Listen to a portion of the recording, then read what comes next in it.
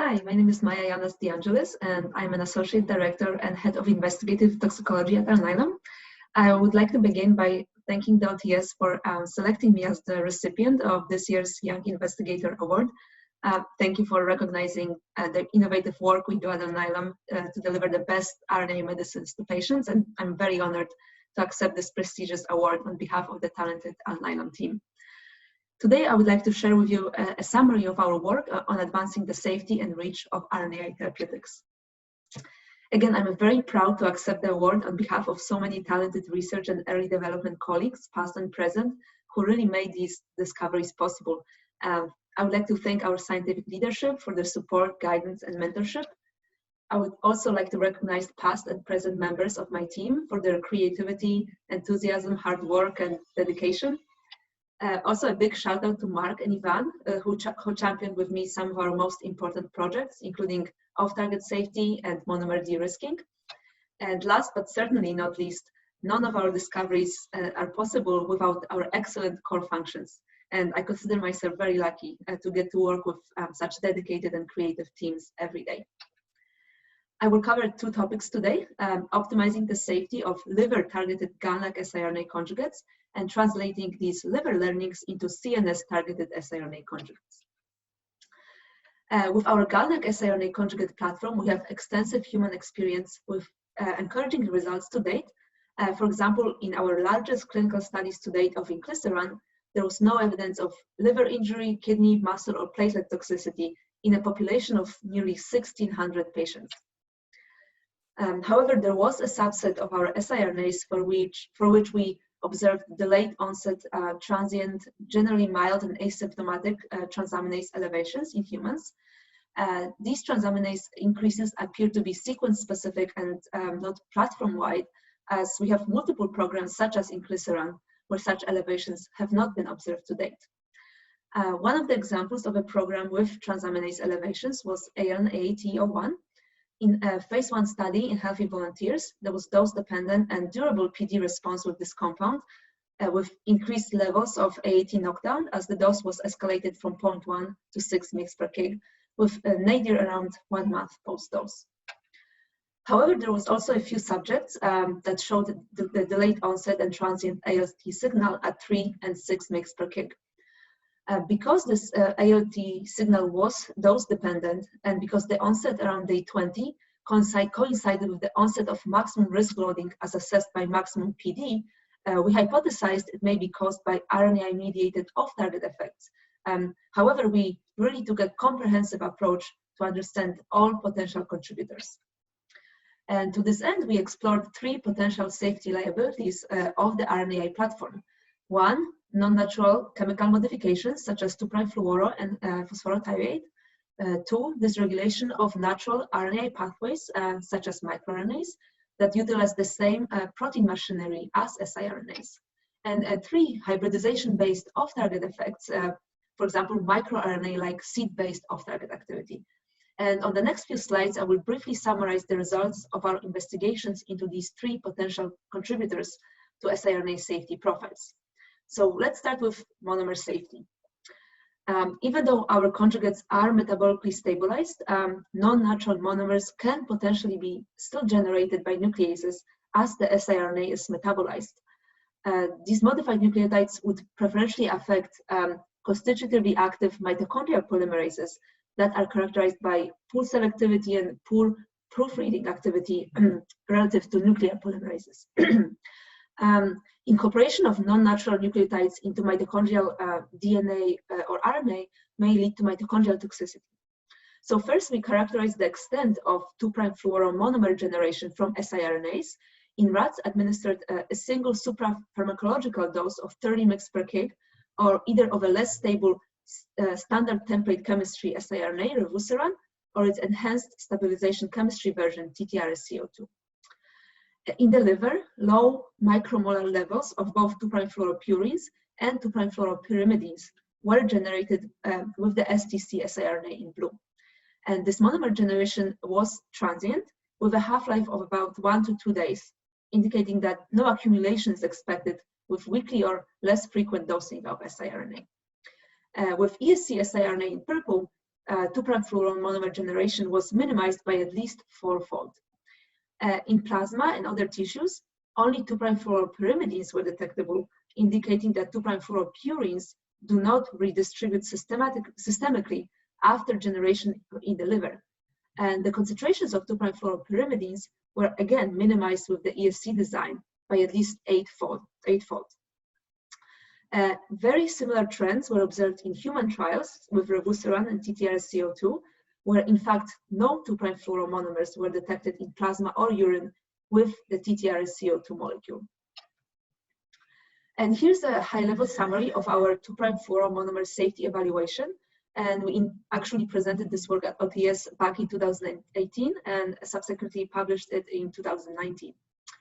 So in addition to low and transient exposure to the monomers, the 2' fluorotriphosphates are not polymerase inhibitors.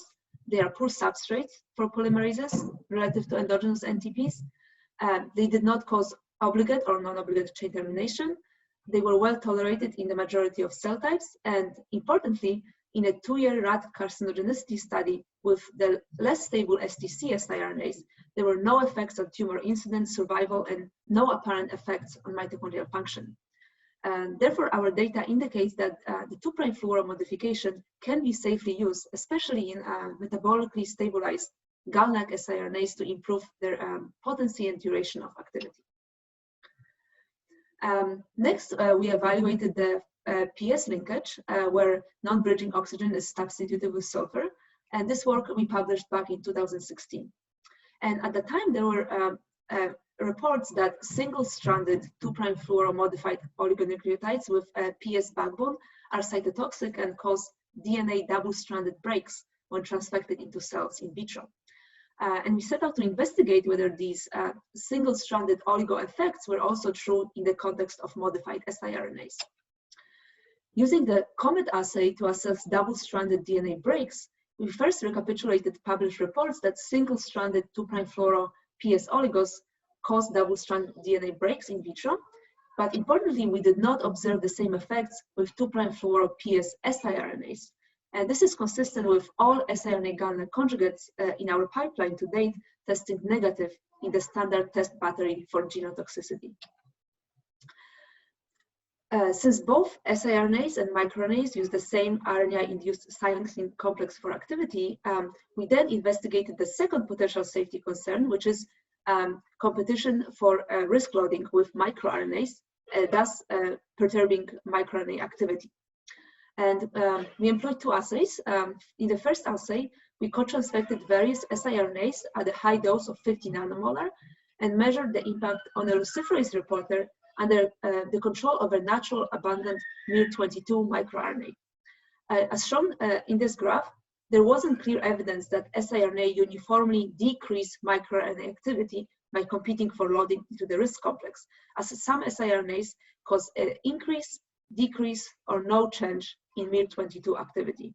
And this is representative of what we observed for all tested microRNAs, and it is most likely reflecting an indirect effect of off-target activity of these tested siRNAs rather than a platform-wide effect at the risk loading stage. The second assay we utilized was looking at the in vitro cleavage of LET7 targeted mRNA using lysates transfected with a high dose of 100 nanomolar siRNA. Again, there was no difference in LET7 cleavage activity in the presence of the siRNA compared to the mock transfection. Therefore, to date, we don't have evidence that siRNAs, even at exaggerated intracellular concentrations, perturb natural microRNA function. Finally, through a systematic evaluation, we have demonstrated that seed-based off-target effects are important drivers of GalNAc-SiRNA toxicity, whereby the risk-loaded antisense strand binds via the seed region, typically comprised of nucleotides 2 to 8 of the antisense strand, to complementary short off-target sites, most frequently found in the 3' untranslated regions of mRNAs, leading to low potency microRNA-like reductions of off-target mRNAs, typically by less than 2-fold. And we published this work back in 2018. These investigations also independently confirm that monomer effects or competition with natural microRNAs are less likely to contribute to siRNA hepatotoxicity. These discoveries provided the framework for our ESC+ platform, which utilizes thermally destabilizing chemical modifications in the seed region of the antisense strand to preferentially destabilize off-target binding while preserving on-target activity. One of the first modifications that we transitioned to development is glycol nucleic acid, or GNA, which is now in multiple early-stage clinical programs.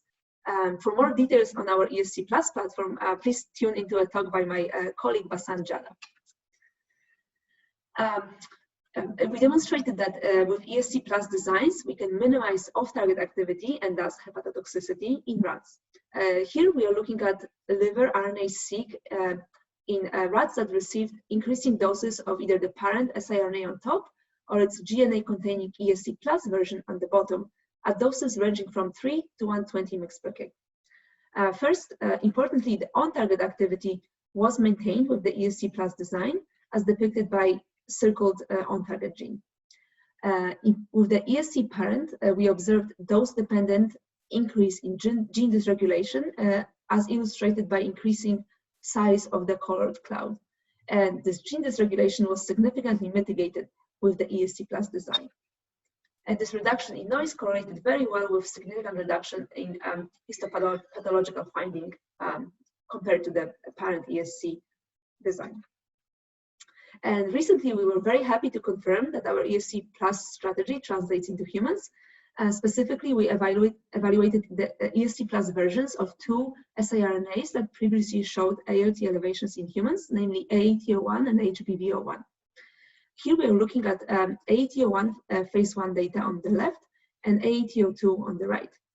As you can see, PD responses were very similar between the 2 compounds. But importantly, the incidence of ALT elevations was reduced from 1 out of 15 for AAT01 to 0 out of 18 for AAT02. And again, Bassam Jada will cover the second story of successful ESC+ translation in our HBV program.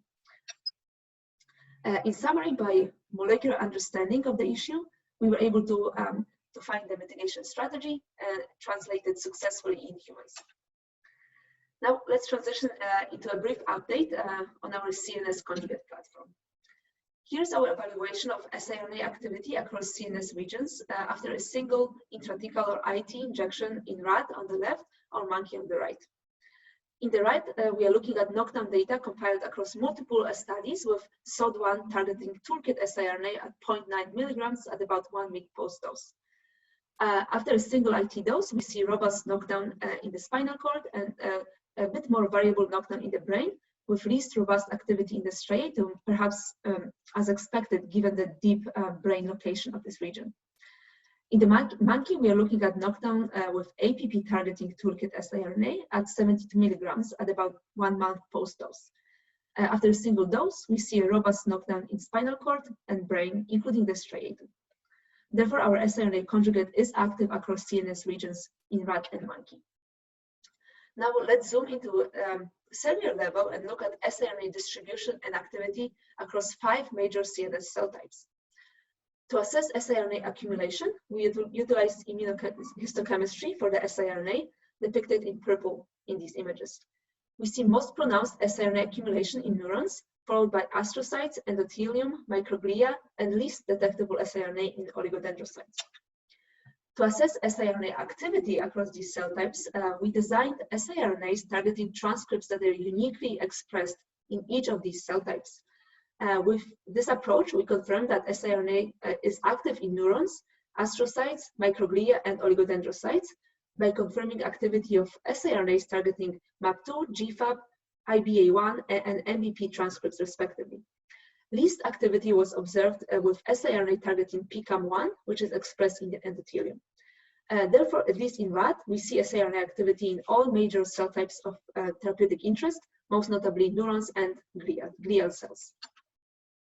In terms of durability of knockdown, here we are looking at cerebrospinal fluid biomarker protein levels of soluble APP after a single IT injection of a toolkit APP targeting siRNA in monkey.